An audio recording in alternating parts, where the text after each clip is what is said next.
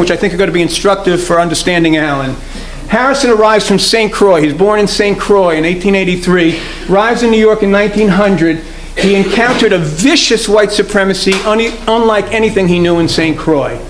Harrison, Marcus Garvey, Claude McKay, all that early generation Caribbean activists who came here commented on what they encountered here, how vicious it was, and to this day, people coming from elsewhere in the world are still shocked at how vicious the white supremacy is in the U.S. They often commented on the difference. Harrison used the word shocked in one of the first pieces he wrote publicly. Sean, next one.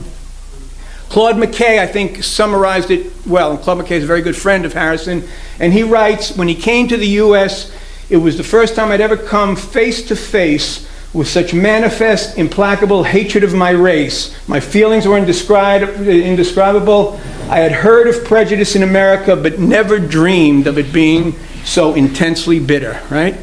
It's qualitatively different, and that's going to be a point that Alan elaborates on. The difference, I use St. Croix because I'm mostly familiar with Harrison's roots, right? But it's very similar, what I'm going to describe, Jamaica, Barbados, the Anglo-Caribbean. In St. Croix, there was no history of lynch terror, no formal segregation. Class promotion of people of African descent was fostered to a certain degree, and white supremacy was not as virulent or as organized as in the U.S. Next slide. In St. Croix, and here's part of the explanation, the key part. St. Croix, you got 5% of the population is European, 15% is... Hello guys, welcome back to the channel. This is Eugene Talking Stories, and I hope you are fine wherever you are today. So today's presentation was a work done by Theodore W. Allens, and this presentation was done in response to showing the invention of the white supremacy, the invention of the white race, and the invention of the white supremacy.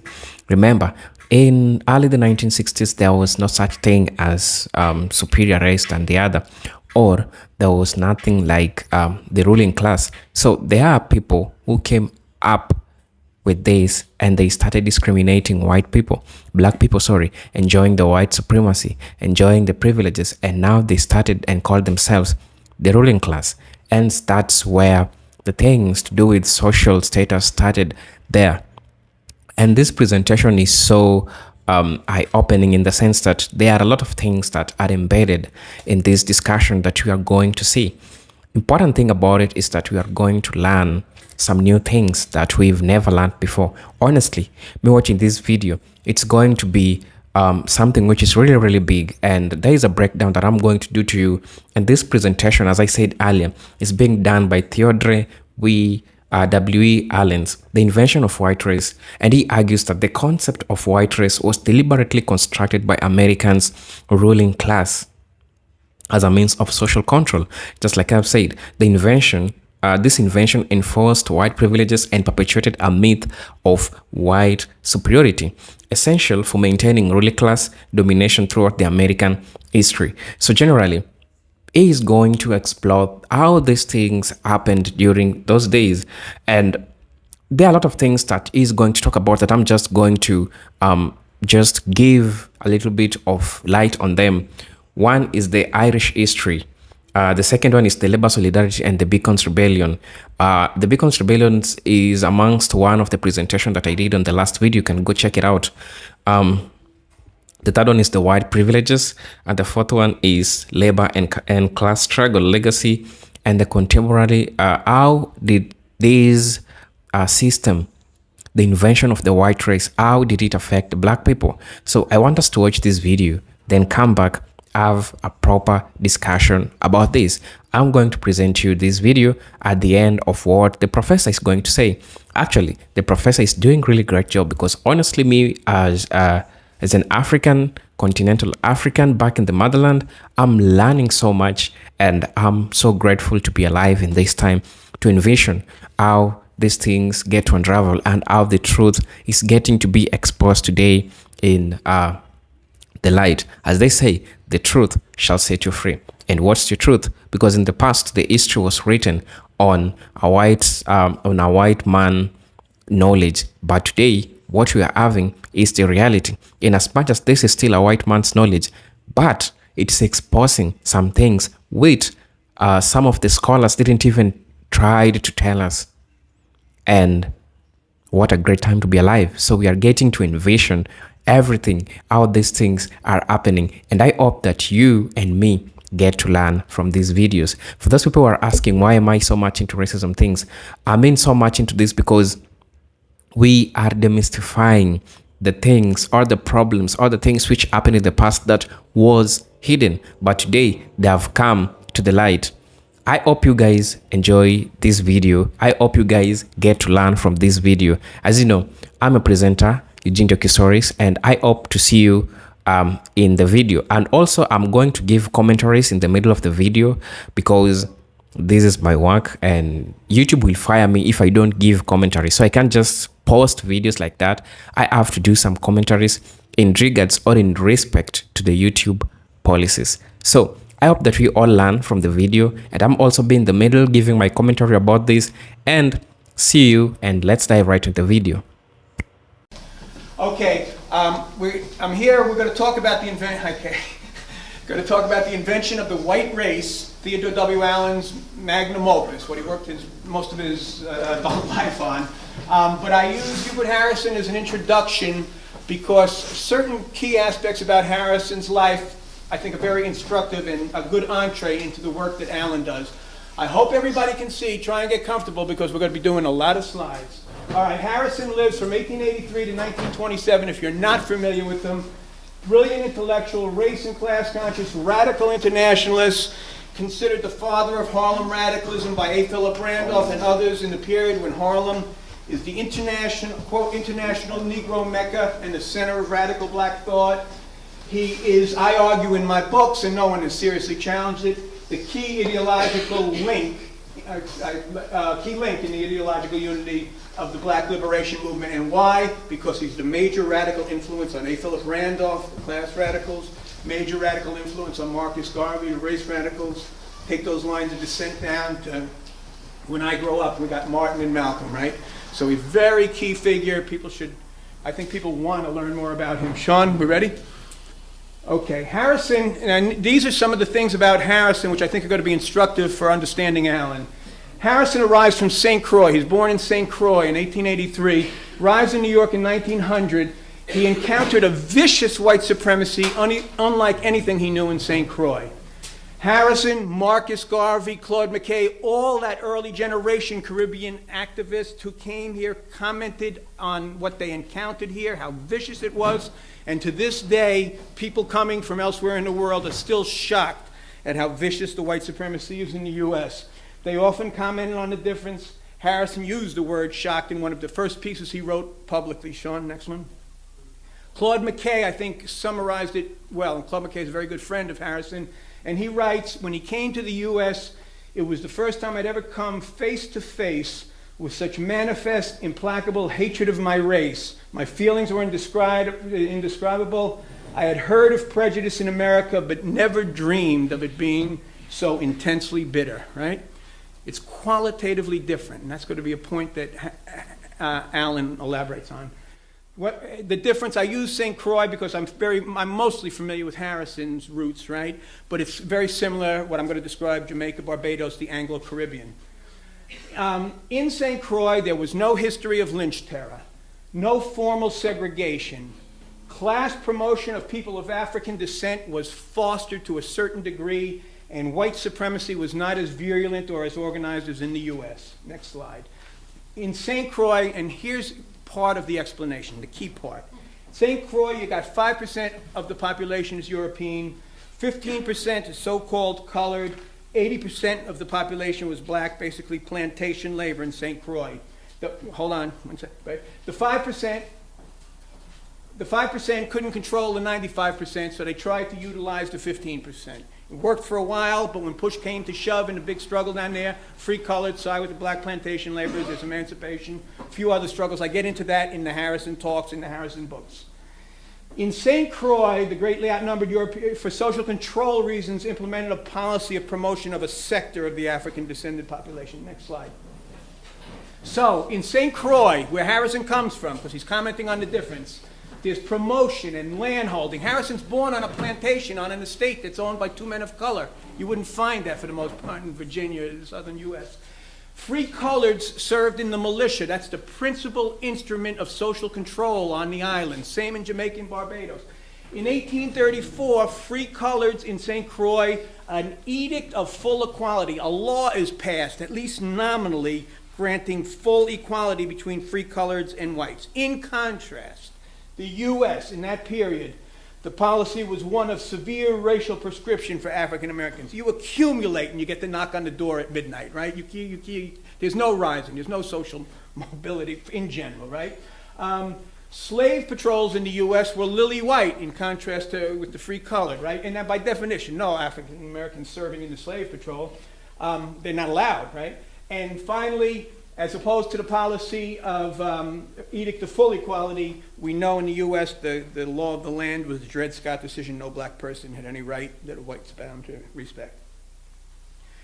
Harrison was the leading black activist in the Socialist Party for a while before he founds the New Negro movement and does many other things. While in the Socialist Party, he wrote some of the first major series on what was called at the time the Negro and Socialism. So it's the first black kind of activist Marxist writing on this. Major series in the New York Call and then in the International Socialist Review. He writes in 1911, a little over 100 years ago, politically, the Negro is the touchstone of the modern democratic idea. The presence of our Negro puts our democracy to the test and reveals the falsity of it. A touchstone is a black stone. You rub it against gold to test the purity of gold. This is an extraordinary metaphor. Any issue we look at in society, housing, education, health care, pick it. Let's put it to the test. How are black people faring and what are we going to do about it? It's a guide. Get your antennas up. It's a focus, right? He goes on in that same passage. True democracy and equality for the Negro, and the phrase Negro he used, I'll get into that in a second, with pride. He led in the use of that phrase, as a matter of fact, implies a revolution startling to even think of. And what this here foreshadows, I believe, is the civil rights black liberation movement of the 1960s, which served as a catalyst not for all the movement, the anti-war movement, the student movement, the women's movement, and so on and so forth. And those movements recognize it, right? Those heroic struggles. And why? Because the cause was just, but also because it was hitting at how social control is maintained in this country. It was a challenge, right? Regarding the use of the word Negro, what I want to just mention, Harrison fought in 1911 and 1912 to use Negro with a capital N in the Socialist Party and prevailed. By 1913-14 they were doing it in opposition to Negro with a lowercase n, racial epithets and colored phrases that were used. So it was a self-assertion, a mark of pride. In the 60s there was a new generation that reassessed, and now they push for black, African-American, Afro-American, African, etc., right? And of course Harrison then founds the militant New Negro movement. His paper is The Voice of the Negro. He edits Marcus Garvey's paper, The Negro World. This was very self-assertive in that period, right, with the capital N. Just going on. And all of this is we're going to see this, how it bears on Harris Allen's work later. Next, Sean. In the same period, 1912, Harrison writes, 10 million Negroes of America form a group that is more essentially proletarian than any other American group, and the Negro under slavery, the most thoroughly exploited of the American proletariat. This understanding of black labor as proletarian is central to a whole new reinterpretation of United States history. We see it in Harrison in 1912, Sean. We see it in Du Bois in 1935 when he writes Black Reconstruction, which redoes our entire interpretation of that. And we'll see it more for those who take the class in Allen in his last work, Towards a Revolution in Labor History, which starts from the premise that slavery was capitalism, slave owners were capitalists, and black laborers were proletarians. And it does so many things in reinterpreting our history. First, we learn the most heroic examples in labor history 2, we pull the covers off white supremacist betrayals of black labor. And 3, what Allen argues is we're able to really get at the roots and origin of this white race with that understanding going on. Harrison leaves the Socialist Party in 1914 over white supremacy.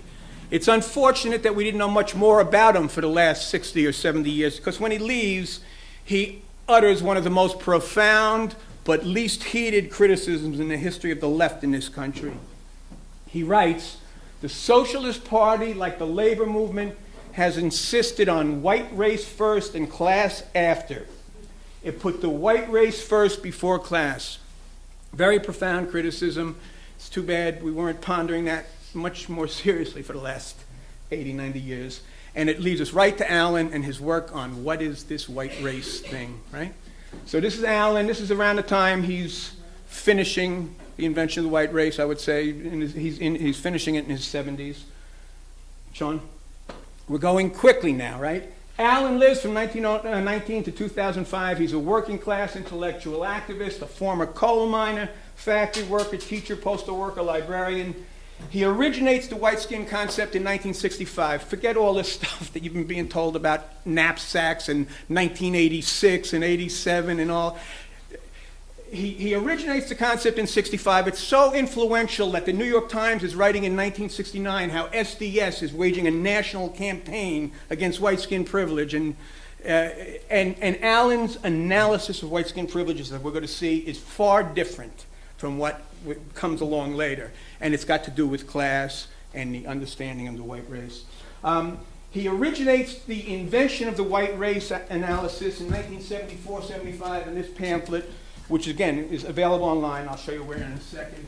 And then over the next 20 years develops it into his 2-volume work, Invention of the White Race. Volume 1, and Allen is very careful with his terminology and his words, so they're not thrown out loosely. Volume 1, Racial Oppression and Social Control. Volume 2, The Origin, and I'm going to explain why he uses origin, of racial oppression in Anglo-America. You know, in the Allen's presentation, he makes it really clear that, you know, in the past, there was nothing like social class. And the political elites, they were so smart. They saw that if poor white people came together with black Americans, they could overpower them. And as a result, they decided to turn and put black people and poor white people to fight against each other.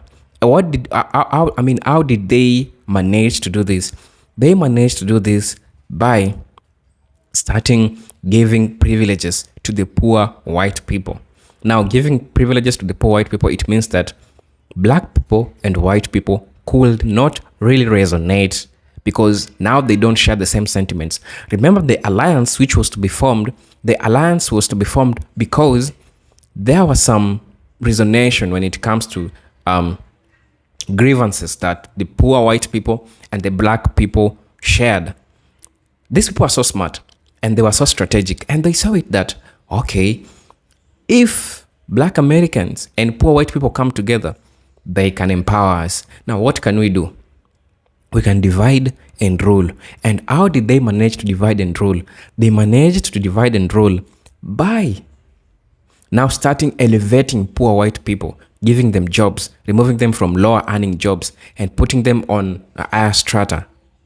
Now, the poor, initially white people, now cannot resonate. They don't share the same sentiments because their problems have been covered, and this left black people fighting alone.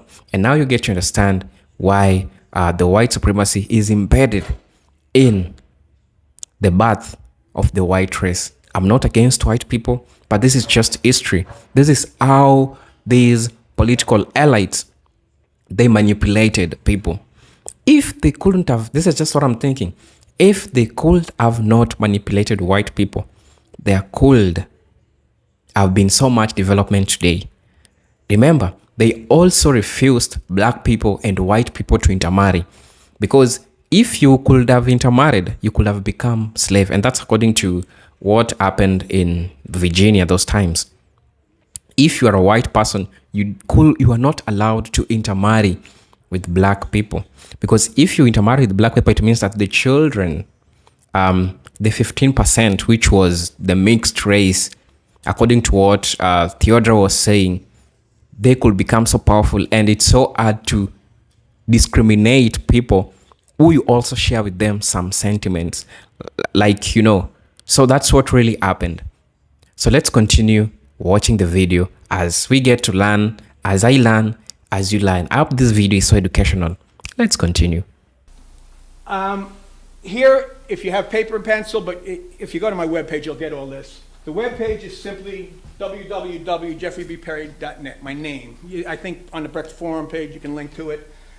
Much of what we're going to discuss about the development of his thought, but in much greater detail, is in this article that I did a while ago. It started out as 2,500 words for a publication called Daedalus and wound up to be 117 pages. Very serious analysis, Harrison, Alan. Available for free.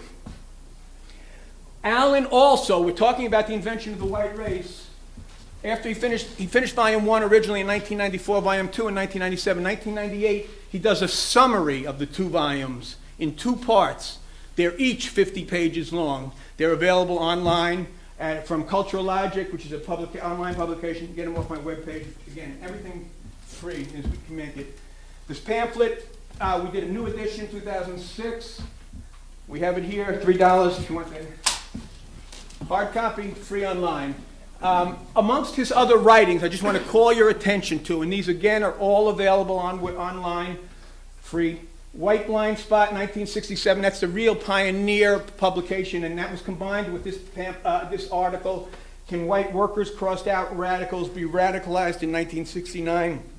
That's the article which so influenced SDS and much of the new communist movement in the next few years. White Supremacy in U.S. History, again influencing the new communist movement. Critical review of Edmund Morgan. I'm going to get into who Morgan is and why this is important. In defense of affirmative action and employment policy.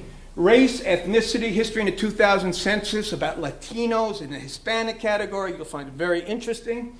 And a critical review of David Roediger's Wages of Whiteness. I really recommend people look at it. Next. Okay. Alan wrote on the back of volume 1 of The Invention of the White Race, the first edition, when the first Africans arrived in Virginia in 1619, there were no white people there, nor would there be, according to the colonial records, for another 60 years. And he had gone through 885 county years of records over 20 years, and I've got those records home. He would go to the county courthouses, and no one has done this with such rigor. This is what I call proletarian scholarship. This is the real stuff, right? And he would go there, and he would transcribe, and then he would come back, and he would type it up. And that's the basis for some of the extraordinary documentation. These 2 volumes of Alan, each volume is about 35–40% notes, right? And appendices. So it's it's all fun. I mean, it's very heavily documented based on primary sources. Not yet, Sean, come back. So he goes through 885 county years of Virginia's colonial records. And that means you go to York County, and each year, that's 1 county year of records. Go on. All right. There were no, as he subsequently explains, others living in the colony at the time were English. They had been English when they left, and naturally they and their Virginia-born children were English. They were not white. White identity had to be carefully taught, and it would be another 60 years before the word would appear. And he's not simply talking about semantics. As we're going to see, the white race as we know it was not existing and not functioning. 1640, still no white people. John Punch, about 4 or 5 months ago, you might have seen Ancestry.com did a piece that got picked up on the media about Barack Obama's ancestor. On his mother's side, they did a whole big thing. Barack Obama had an ancestor who had been had a sentence of lifetime bond servitude imposed upon him. That fellow's name was John Punch.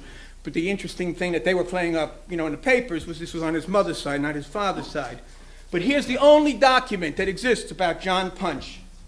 And John Punch, what's interesting is he runs away with 2 other bond servants, right? One is Victor, a Dutchman, and the other a Scotchman named James Gregory. They're still not white, right? Next slide, Sean. The big battle is there were no white people there. Bacon's Rebellion, 1670. This is the big battle that Allen focuses on, and we're going to talk about in some depth. But here's the account of the fellow who took the lead in putting down the rebellion, named Thomas Grantham. He's a ship merchant. I there met 400 English and Negroes in arms who were much dissatisfied, betrayed them. Some were for shooting me, others for cutting me in pieces. In the final stages, 80 Negroes and 20 English. Don't leave yet, Sean. One thing, just anecdotally, since I talked before about Harrison's struggle to do Negro with a capital N, right? That was because it was now, and when Harrison comes here, it's all being spelled with a small n. But back in the 17th century, before the invention of the white race, this is the original document. Negro is with a capital N. Go on. All right, here's the main theses of Allen's work. If you don't leave here with anything else, try to just hear this, right? 3 prongs. The white race was invented as a ruling class social control formation in response to labor's solidarity as manifested in the latter Civil War stages of Bacon's Rebellion, but not only in that struggle. There was a whole period of solidarity, and struggle going on, which I'll talk about. 2, a system of racial privileges was deliberately instituted by the late 17th, early 18th century Anglo-American bourgeoisie in order to define and establish the white race and establish a system of racial oppression. Deliberately instituted, very important, we'll talk about why. 3, the consequence was not only ruinous to the interest of the African Americans, all African Americans, not only those who were enslaved, but but it was also disastrous for European American workers. That last thing about not in the interest of the European American workers is where some people who have talked about this white privilege going all the way back, even, the Weathermen and stuff like that, don't get Allen, right? Because Allen's arguing, or they get him and they reject him, but that's not what Allen's saying. This is what Allen's saying. And by that he means their own position, the laboring class people, vis-a-vis the rich and powerful, was not improved, but was weakened by the white skin privilege system. And we're going to try and document why. So what he's arguing is the white race was... This presentation also reminds me of labor struggle. Remember, what Dr. Theodorus said that in his book, he has said that it was so hard for the ruling class to control this mixed group. And so they didn't want it to happen further. So you know what they did? They decided to put some rules. And these rules were so strategic, and these rules were so smart to alienate black people from forming an alliance with the white people, the poor white people. And so it became so easier for them to rule. Remember, the colonial ruling class faced challenges controlling the diverse population. By creating a white race, they effectively divided the labor force along racial lines, ensuring the European laborers would see their interests as aligned with ruling class rather than African slaves. Do you know? So now you understand how the white race became. They created the white race. They created the white race for them to easily control the population, the slaves, the working population, because initially, even the poor white people were working. The indentured laborers, they were working in these farms. But they saw to it, no, these people will become powerful. Let's create a white race. How did they create a white race? They created a white race by starting to elevate the white people in these farms. You might be asking yourself this question: why is it that we are seeing Africans in the United States? We're seeing Africans in the United States because we have Africans who came to the United States even before the Columbus. So they are the indigenous people of the United States. I hope we are on the same page, right? So let's continue learning from the video. Let's continue watching the video. Political invention is no part of genetic evolution. Next slide. He says more about the white race. He says it must be understood not simply as a social construct, but as a ruling class social control formation. Why does he emphasize ruling class? Because if you just say it's a social construct and you're not clear on who's driving that ship, then you fall back on all the racist arguments, the cultural, it's innate, right? Why, how else do you explain it? Why would we construct such a thing unless it was innate, unless you can focus on the origin and who's driving it? He says more about the white race, and this is what first attracted me to Alan's work some many years ago, when he spoke at the precursor to the Brecht Forum right here on 14th Street, a place called Alternate U, way back, which is the grandmother of this place. And I was in the crowd like you folks, and I heard him for the first time. But he argues that the white race has served as the principal historic guarantor of ruling class domination of national life in the United States. We in this room particularly, if that's true, we got to deal with that, right? Next slide. He says more. He explains that the white race is an all-class formation, right? You got the ruling elite, you got the middle elements, and you got the white race, right? He says what is key holding it together is the racial privileges conferred on laboring class European Americans. That's the key, right? Because, well, we'll get into it, it's not in their interest, but that's what holds that thing together. And here, and I did 33 years in the labor movement, so this next phrase was very important to me, this next understanding.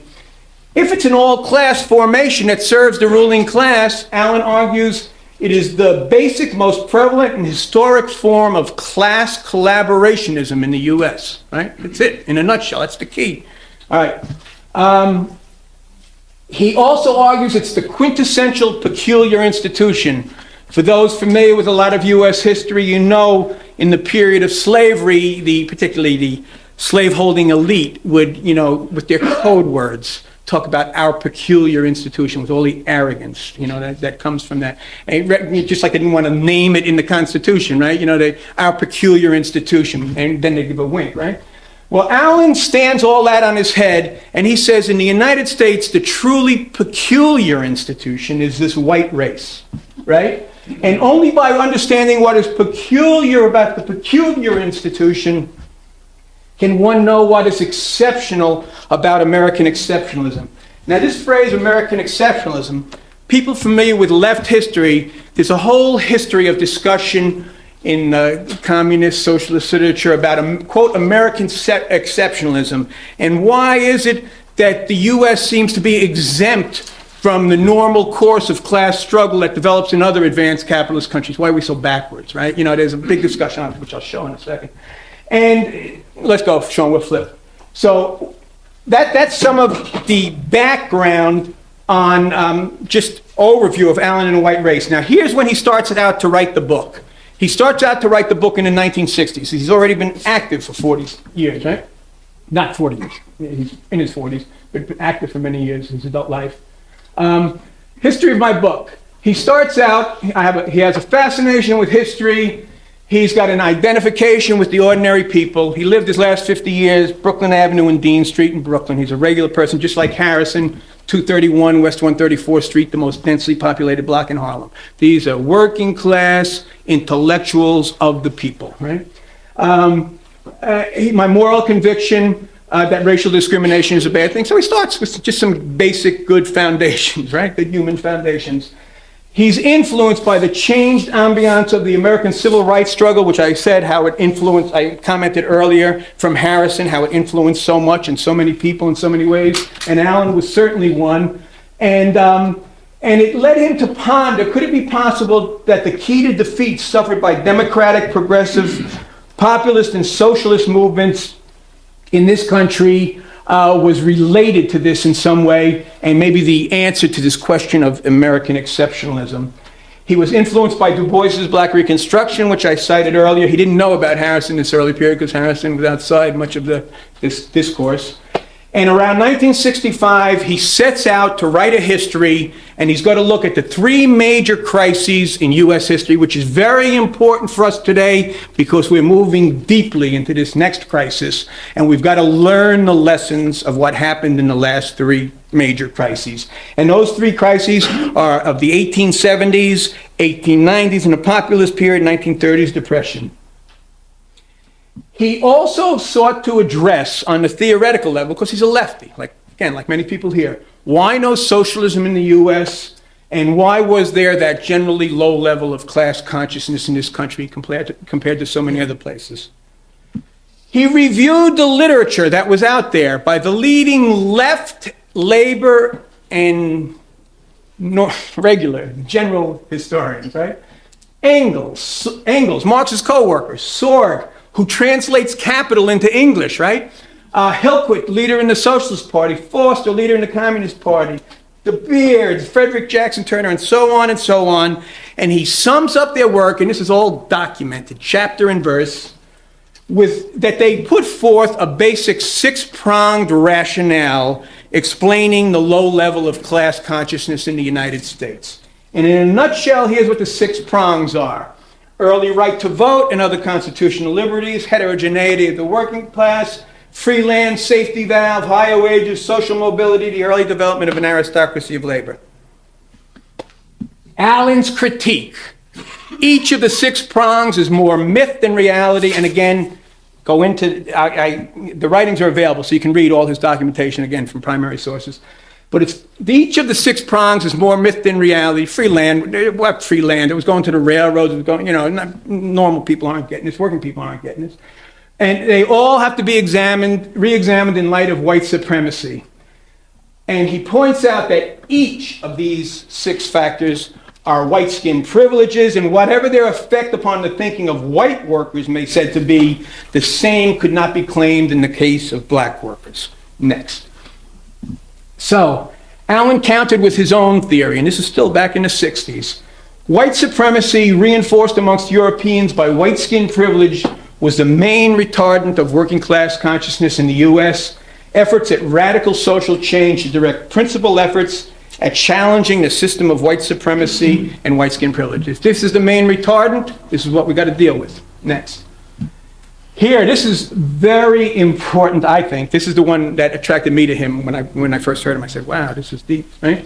He reviewed the three periods of national crisis that I mentioned, and he argues and documents how he thinks and how I think he shows the key to defeat of the forces of democracy, labor, and socialism was in each period achieved by ruling class appeals to white supremacism, basically by fostering white skin privileges of laboring class European Americans.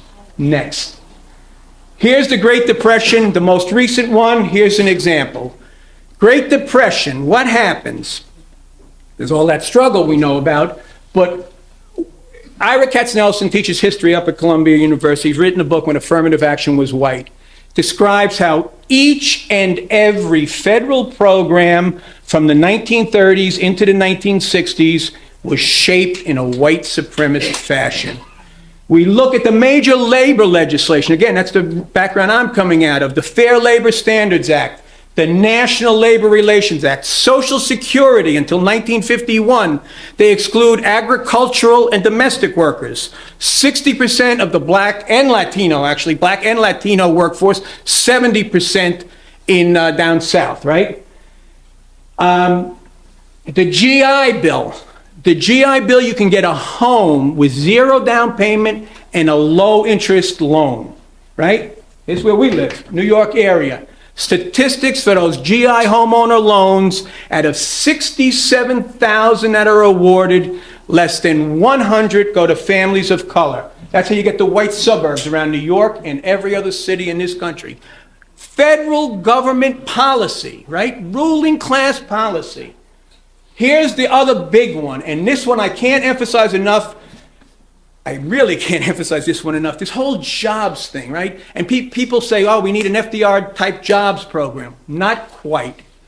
When the Depression starts in 1929, the black to white unemployment ratio was 1-to-1, which if you think about it makes sense because black people are brought here to labor, right? So it's not surprising that they're laboring, right?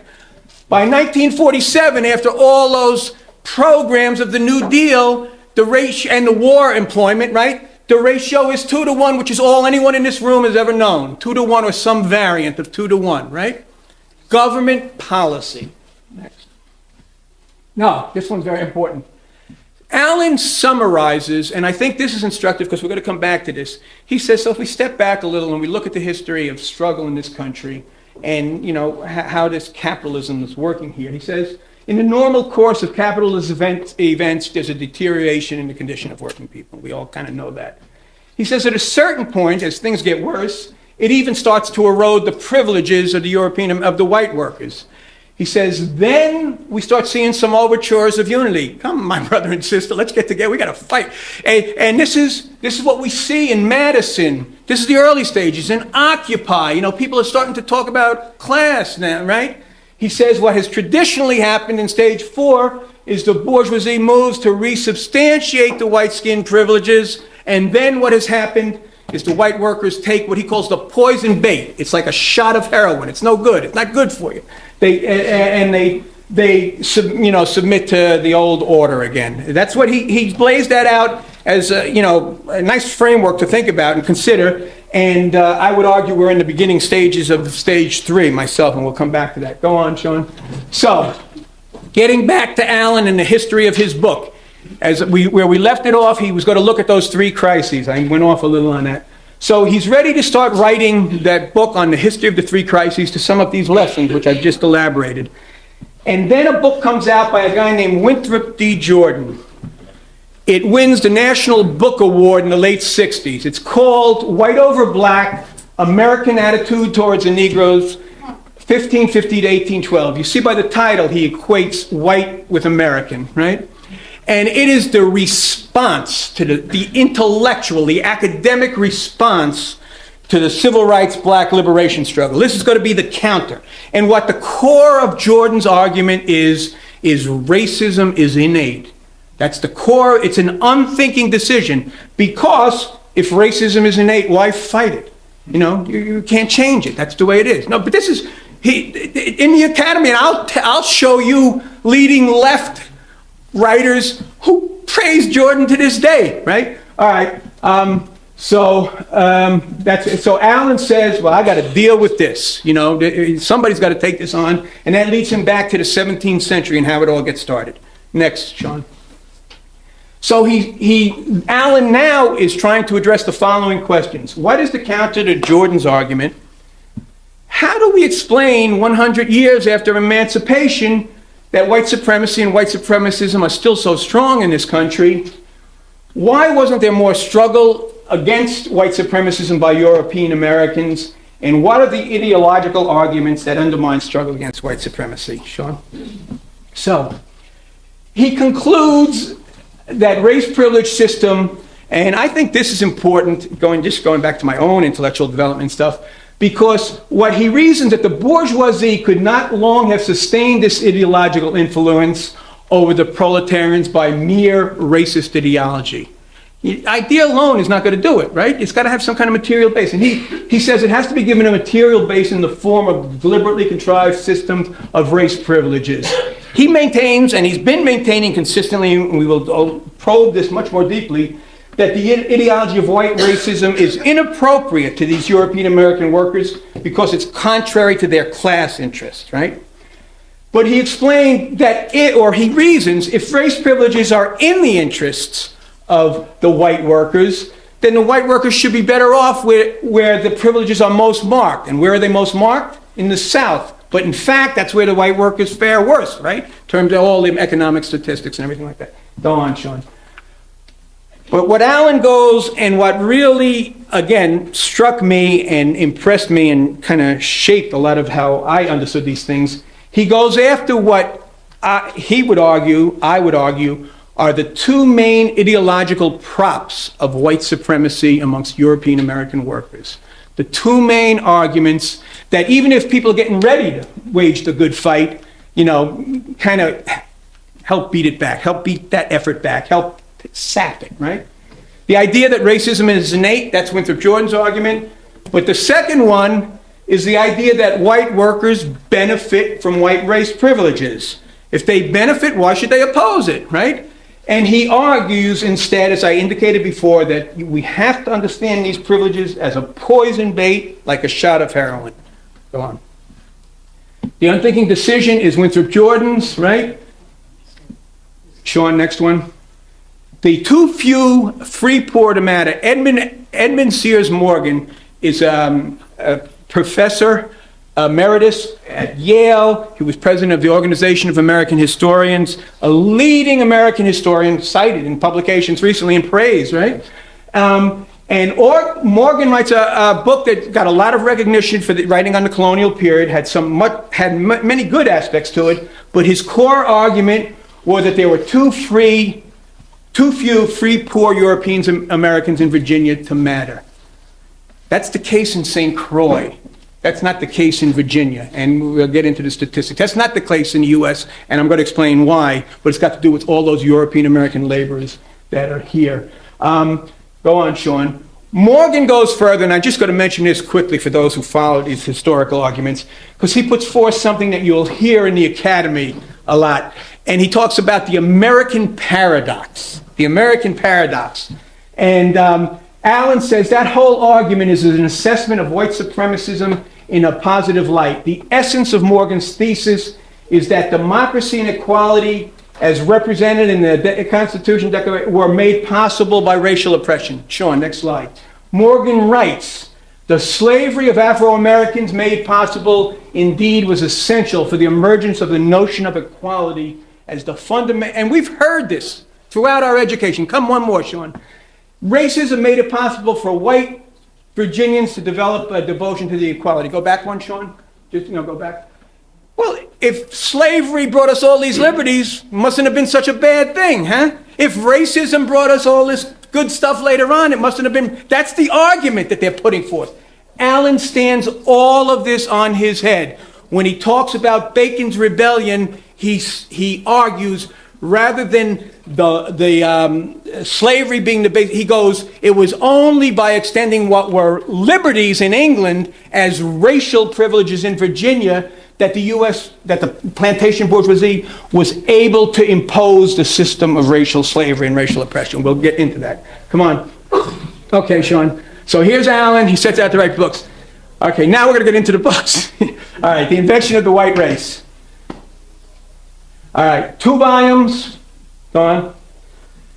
Scholars, here's 5 of them right here, have described Allen's work as a classic. For those who came in early, I had 55 quotes from different people on how important this work is. They're on my webpage. You can read them with photos. You should read what people say about this work. He says, I begin this work with one assumption. While some people may desire to be masters, all are born equally unwilling, that basic egalitarian premise, and from that, all else will follow. All right, volume 1, here's the contents, and I highlighted a few things. He's talking about racial oppression, social control. He's talking about Ireland. I'll explain why in a second, Sean.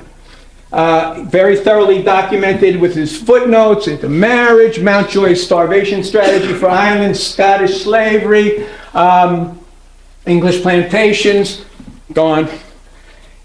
Allen has precision with words. Again, I want to do these next 3 words just to give people a little food for thought, since these are things we might hear out there often. He subtitled volume 2, The Origin of Racial Oppression in Anglo-American, not the origins. Origin, singular. Sean? He goes, origin has the desired specificity, like Darwin's Origin of Species and Engels' Origin of the Family, right? I meant it to be consistent with the argument of the book. It's rooted in class struggle, the system of racial oppression that's imposed, right? It's not any pre-natural or pre-American prejudice. It's origin, not origins. Next. On whiteness. I worked 33 years, bulk mail center in Jersey City, a lot of places. I never heard this phrase once till, they come to the academy, right? But people talk about it all the time now, whiteness, right? And Allen, just so you know, he personally stayed away from the phrase. He explained it's an abstraction, it's an attribute of some people, it's not the role they play. The white race is an actual objective thing, not biological, but political. It functions. And he goes, it's historically developed identity of Europeans. It functions, and it has to be dealt with, right? to slough it off under the heading of whiteness, to me, seems to get away from the basic white race identity trauma. One last Allen on words, and then we get into the story. You'll read that this book is about the origins of racism. Allen couldn't be more emphatic. He goes, "My book is not about and does not pretend to be about racism. It is about the white race, the true peculiar institution, its origin and method of functioning as the most general form of class collaboration." He goes further, and he goes, "Indeed, I generally stay away from using the word racism because of the ambiguity that, the ruinous ambiguity which white supremacists have managed to put, because race, if you use racism in general, oh, black people are racist, you get all that." He goes, "No, the focus is on white supremacism. If I'm ever forced to use it, I'll use white racism and put it in quotes, but focus on what I'm talking about." Okay, purpose of Volume 1. The reason Allen writes Volume 1, and I should have had this here, he thinks the real stumbling block is this whole notion of basing our understanding of race on phenotype. So he goes, in Volume 1, he wants to cut the ground under from that understanding of race. Go on. He begins by reviewing the debate over slavery, racism, which came first. It's very interesting. That's the introduction. It's a very worthwhile read for people. He reviews a lot of the historians' good points and bad points.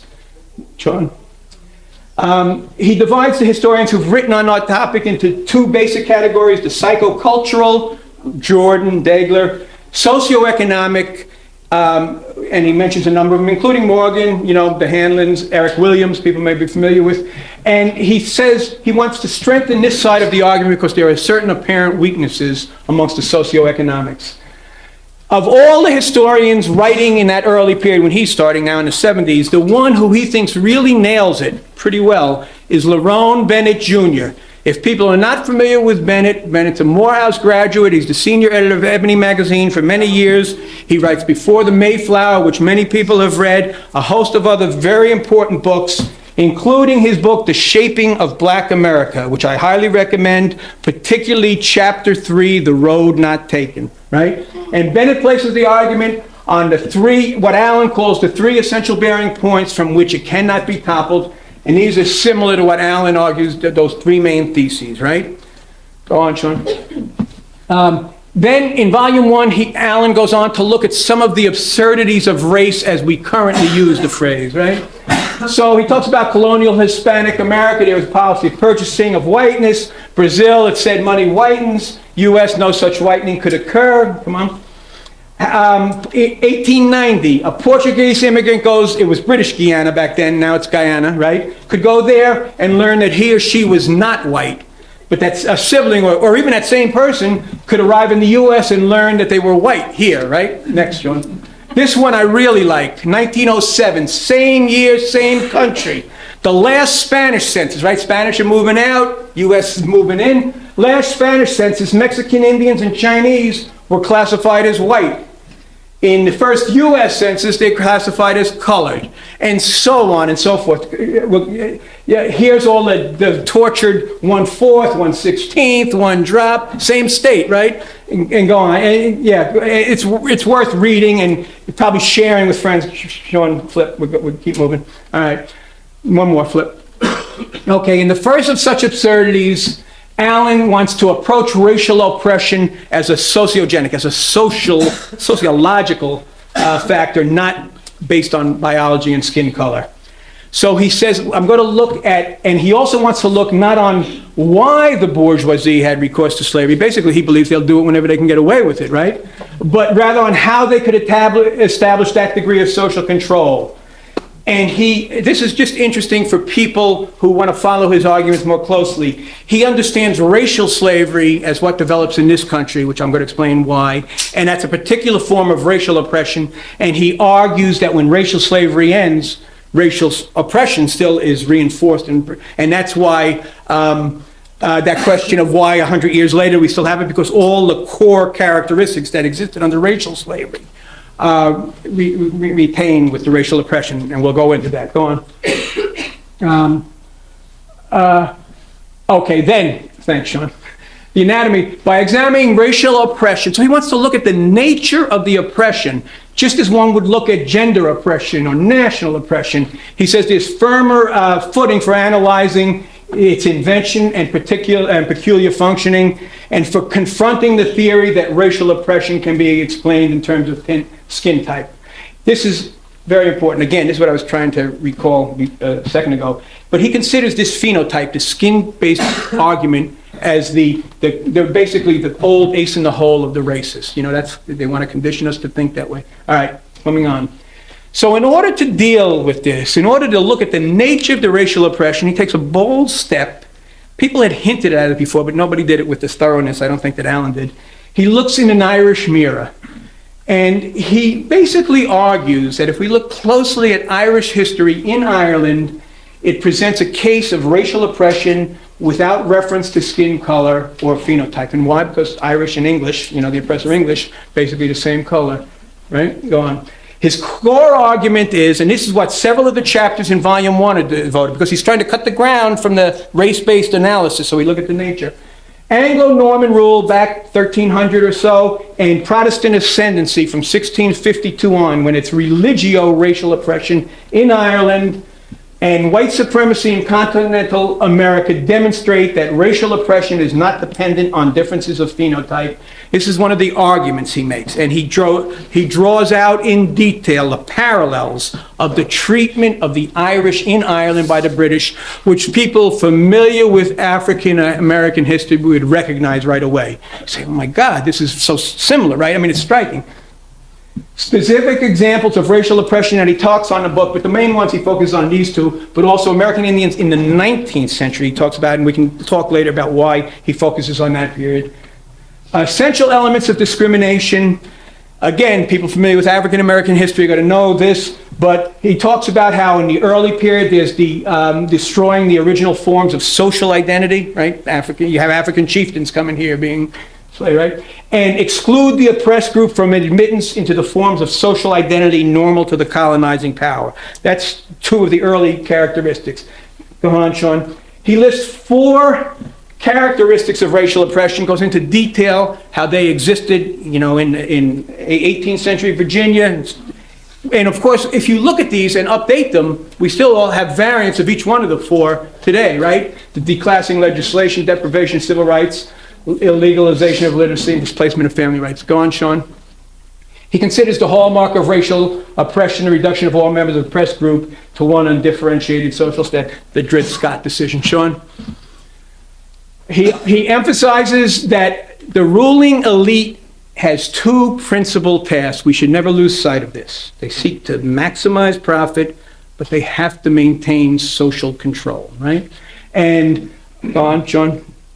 So Allen offers 2 general principles of social control regarding problems of the colonizing power. And this is very instructive when we look at what happens in the U.S. versus the Caribbean versus Latin America in particular, right? But he goes, in general, these are the general, again, I want to get some thoughts out there so people can look and maybe get sparked to look further into this. After establishing commanding authority, the colonizing power pursues one of 2 general lines of policy. Sean? Where they found a developed and well-defined hierarchical system, the Aztecs, the Incas, right? There's a hierarchy. The new rulers sought to adapt the pre-existing social structures to their own needs, co-opting amenable elements and using them as a buffer and social control stratum, right? That's one approach. Sean, next one. However, where they encountered a society with no previously developed hierarchy like that. And he's talking now the Spanish in the Caribbean, and particularly this one, the English in North America, right, which is the one that goes focus on. The conquerors employed a policy tending to the complete elimination of the indigenous population, which is what happens in the Caribbean, by slaughter and or expulsion, forcing them out, you know, which is what happens in Virginia, right? They keep moving the Indians out. But then, as they remove the native population, in this second situation, the colonized have to seek foreign supplies of labor to produce that profit, right? If they're not going to be able to force it on the people there, then they've got to get a labor supply, and it's got to be a labor supply that they can control. And this is getting very deeply into how the U.S., what we know as the U.S., differs from elsewhere. Go on. Here's his quote. I like this one about the slaughter and expulsion. Bourgeoisie could care less, right? Looks upon progress indifferently. Sean, next. Okay, he lays out a little schema for, in general, the social structure of class societies. He's using the phrase buffer social control stratum. It's basically the people in the middle who live in relative economic security, subordinate to the ruling class, day-to-day contact with the regular folks, people at the bottom with no productive wealth. Go on. In differences in a key distinction between national oppression and racial oppression. And he makes this distinction throughout both volumes. This is very important, I think, for people, because we use these phrases, a lot of us now. He says one of the key distinctions is the source from which the social control stratum is recruited, whether it's from the oppressed or the oppressor group. Sean, under a system of racial oppression, social control depends upon denial of the legitimacy of social distinctions. That's what we knew in 18th century Virginia, right? Under national oppression, social control depends upon the acceptance and fostering of social distinctions. You're a national bourgeoisie, if you will, right? Come on. Under racial oppression in Virginia, any person of discernible non-European ancestry after Bacon's Rebellion, after they start setting up this system, were denied a role in the social control buffer. Whereas in contrast, in the Caribbean, mulattoes were included in the social control group and were promoted to middle class status. And that's, we see in St. Croix, Jamaica, Barbados. We're talking Anglo-Caribbean now. Come on. John, sorry. So he says that this difference was the key to understanding the difference in the policy between Virginia's ruling class policy, because Virginia not only doesn't include any African Americans in the policy, but they fix a perpetual brand on every African American. He explains why and how this again differs from what is done elsewhere, right? One statistic, and people can think about this, in Jamaica, on the eve of emancipation, 23% of the enslaved African labor force were owned by people of color. It's a qualitative difference, right? Come on. The difference was rooted in the objective fact that in the West Indies, there were too few laboring class Europeans to embody an adequate petty bourgeoisie. And this gets to do with that demographics again. Remember St. Croix? You only got 5% European. There's no poor whites, so you can't base your social control system on them. Whereas in Virginia, for example, there were so many, and we're going to get into why and how Virginia develops and how Anglo-America, the plantation colonies, develop. So the difference is rooted, West Indies, there were too few laboring class Europeans, while in the continental colonies, there were too many to be promoted to the petty bourgeoisie. Next, middle class. All right. He also talks about the transition from racial to national oppression. He's going to try and show the relativity of race. So he talks about how the British West Indies and in the British West Indies, they try and implement the same system that they try and do down in Virginia, but it doesn't work because of those demographics and because it's a small area and the plantations and small growers can't compete with the plantations. There's no room, right?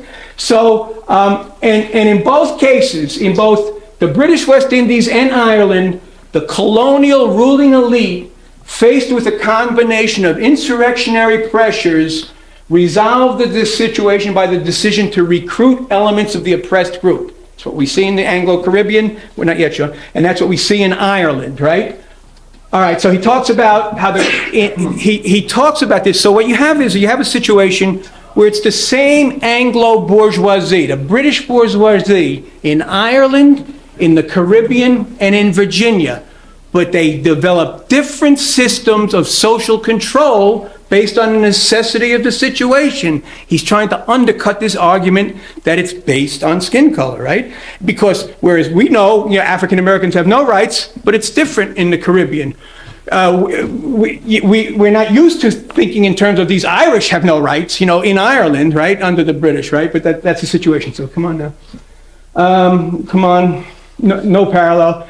So this is the major difference that he elaborates then: national oppression, racial oppression. This is what we talked about: Harrison, McKay, Garvey. They're all coming from this situation of national oppression, where they're not used to this virulent white supremacy that they encounter in the U.S. Sean, next slide. He starts to close volume 1, get ready for volume 2, by talking about how in the period after emancipation, there's a conscious ruling class decision to once again turn to a system of racial oppression. And what he talks about is key, how they set up the white privilege systems in key things, in the land policy, the immigration policy, and industrial employment. One more, Sean. So, and the last chapter of volume 1, I think, is very instructive, particularly for people here in New York, because it talks about New York City. And it talks about the Irish, and the wave of Irish that comes in mid-19th century comes to New York, and points out and describes how these Irish immigrants are victims of racial oppression in Ireland, and they come here and they become opponents of abolition, supporters of slavery, and viciously anti-white white supremacist opponents of African Americans, right?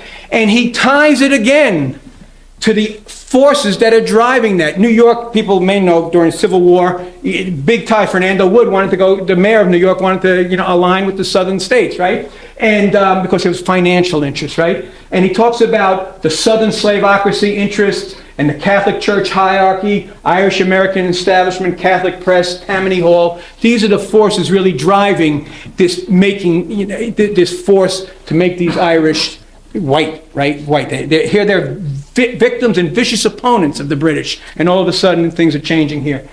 Okay, so now we go to volume 2.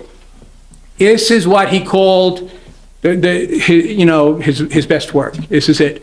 It's about 17th century Virginia. This is what he did all that research on. Virginia, founded 1607, Jamestown. Key dates: 1622. We're going to talk about this. 1670, reduction to chattel labor status. Bacon's Rebellion. Revisal of Virginia laws. Sean.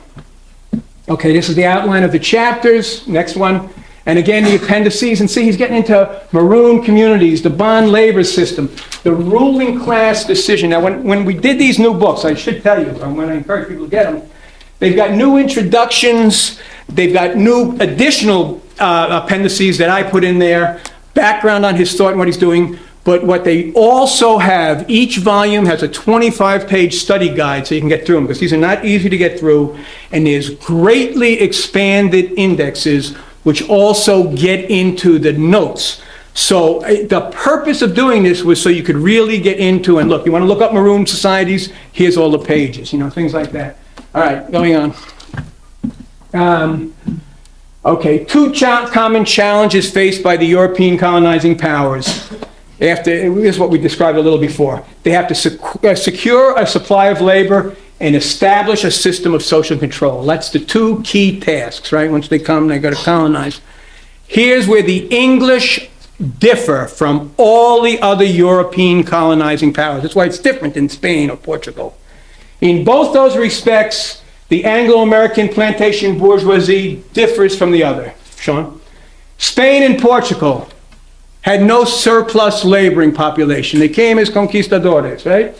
But the population density in Peru and Mexico afforded them a supply of labor. When the Caribbean peoples were exterminated, and when enslavement of Brazilians proved, not workable because they had a great continental expanse to flee to, they turned to African laborers for plantation. France tried to send some French workers for a while, called engagés, but it didn't work. They were high wages, and on these islands, again, you can't compete with the big plantations, right? And come back. And it was also on the supply route. Saint Domingue, Haiti, Dominican Republic was on the supply route direct from Africa, the way the currents came and stuff. Sean, come on. Holland was had major involvement in the trade of African laborers, right? But it had no surplus labor for export. So its main role was supplying plantation labor from Africa. England is different. It had a surplus of necessitous poor, needy poor. because it had undergone an agricultural transformation, a capitalist transformation. They closed the monasteries, right? They're kicking people off the land. There's enclosures, right? People are wandering around. They're vagabonds. And I'm not exaggerating, because they pass laws. They try and enslave the vagabonds. 1547 is the attempt to enslave the vagabonds. The source of labor was cheaper than any alternative source. And it was cheaper. For the English, this was the cheapest labor source. Because they had them right there and they could get them over there. Come on. Key difference of all the European colonizing powers, only England used European workers as basic plantation laborers. We're going to talk about the difference. Why is it different in the U.S. than the Caribbean and stuff? This starts pointing us in the direction. Next. Hello guys, I hope you've watched the video. We have learned together. Honestly, I've learned some things I didn't know. You've also learned some things you didn't know. And it's all for our growth and development, and get to see where rain started beating us, we black people, especially my brothers and sisters who are in the United States. These videos that I do, I usually do them for you. And yeah, as it might seem so ironical, yeah, I do it for you. But now listen, somebody might say that we keep on discussing white and black race topic, kind of related thing. It is because a number of problems that we are seeing today, it began with white privilege and white supremacy. The political elites who saw to it that they need to come up with a group of people who became the ruling class of the society. That's when the problem began. And it is not just the problem that began in the United States. These people extended their roots even back in Africa, even in the Alkebulan. They now brought colonization. They went into different places, and now they started struggling, and they partitioned African as if it is their land, and yet it is not their land. Now, with me, these are the problems that are still, where black people are still facing, even in the 21st century. And this is caused by the creation of the white race by the political elites who are there before. Now listen, the impact on the black community today. What's the impact of this to the black community today? Now, the first is economical equality. While it might seem deja vu, it is true. This was caused by the creation of the white race. Now, the historical inclusion of African Americans from economic opportunities has resulted in a persistent wealth gaps. According to the year 2020 report by Federal Reserve, the median wealth of white families was around $188,200 billion compared to 24,000 for black families. 24,100 for black families. That's a huge disparity. That's what we're talking about, the economic disparity. There was a huge economic disparity between black people and white people, and you can get to see how huge it is. It is almost 10 times, between white and black people. It is almost 10 times.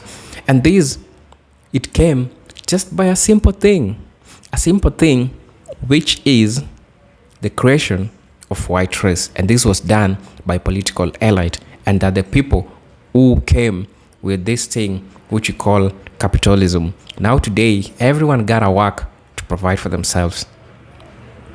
The second thing is the mass incarceration. The racial disparities in the crime justice system are stark. African Americans are incarcerated at more than 5 times at the rate of white Americans, reflecting the long-term consequences of institutionalized racial mechanism. The same tactics that they applied during the 16th are the same tactics that they're applying today. But now that the society is, we're living in a dynamic society. Society keeps changes. And so it also means that their styles, their ways keeps changes with the things which are happening today in the United States. This has been institutionalized today, for example, in schools, job sectors, health sectors, name it all. You know it, even in the churches. These have been really institutionalized even today. Remember, in the past, this thing was being institutionalized in the farm, in the farms where black people and poor white people were working in these places. Now today, it has changed because we don't have those farms that people are working on. And you realize that the society changes from farming. Now we have industries, and that's how just the society changes, And so if the society changes, it means that everything which was being done during those days are also institutionalized. They're institutionalized in the sense that the things that are doing now, in the modern way, they are favoring white people. However, in the media, they try to say, oh, there is nothing like racism. Racism ended a long time ago, but deep down, what they're doing is just what they did centuries and centuries ago. So there is no new thing that they are doing that we don't know. It is just they are twisting it to favor what's happening new today in the society.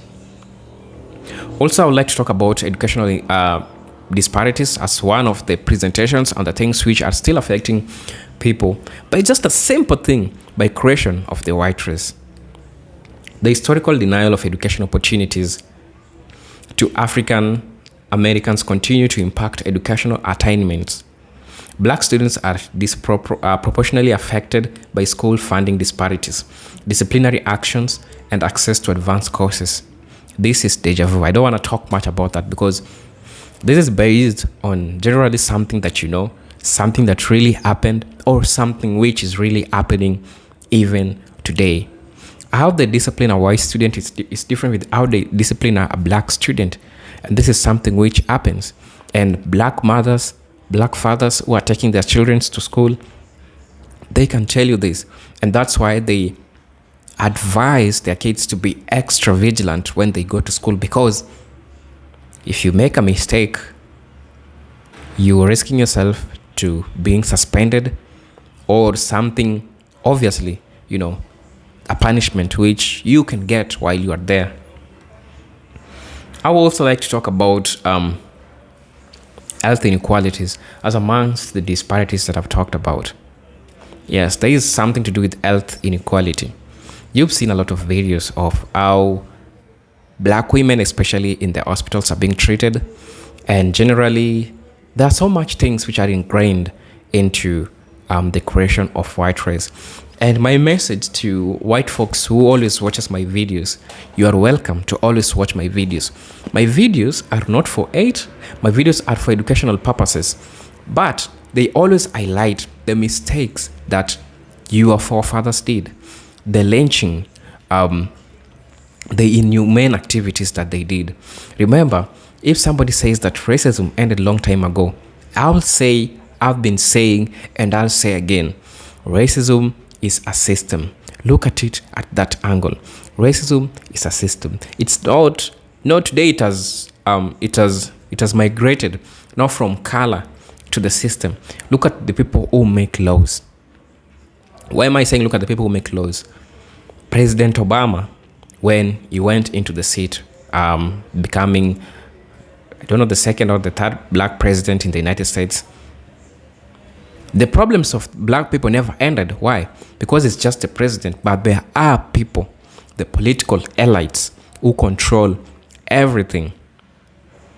That's not just democracy. Those are the problems that people face. Democracy is not democracy as it is. So even putting a black president didn't help the black people, because these things are institutionalized. The political elites who still exist today, they still perpetuate racism, and this is embedded in the systems of white people. So my message to white folks who are always watching this video, you need to learn something. And I'm always great if you're learning something. And salute to those people who agree to learn. I salute those people who accept that indeed they did this to black people. I salute people who come out and say that, oh, God, forgive us for what we did. And we are ready to work together. We are ready to walk together. That's all that matters. And honestly, for me as a creator who also do the research of looking, trying to find out things which are happening or things which happened, I get to learn by this. And I just don't take it for granted, because I believe this is for the good of us, for us to learn together, for us to get to understand things which happened in the past and see in what ways can we today work together to move away from the mistakes that happened in the past. And I'm always grateful that each and every day I always find something that is relatable to you, something that both of us can get to learn from, something that it is indeed important for us. And I pray that God bless this community that we are having, this friendship that we are having. I also take this chance to thank those people who always watches my video. I thank those people who take their time to comment on my channel. Remember, I always see them. I might not reply to all of them because there are many, but I usually see them.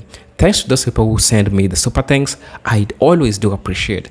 And my plea to you is, kindly, if you have not joined the membership, I ask you to join the membership, because very soon I'll be dropping videos which are specifically for the members, and you don't want to miss out, right? You don't want to miss out. There will be very educational videos which are yet to come. So I'm asking you to take your time this time to join my membership and get to see what I can indeed offer you. And for guys who have watched this video to reach this point, I urge you also to and I thank you so much. If you haven't subscribed to the channel, consider to subscribe to the channel and let's learn together. Until then, this is your presenter Eugene Toki Stories. See you in my next video. Peace, love, and harmony. Salute.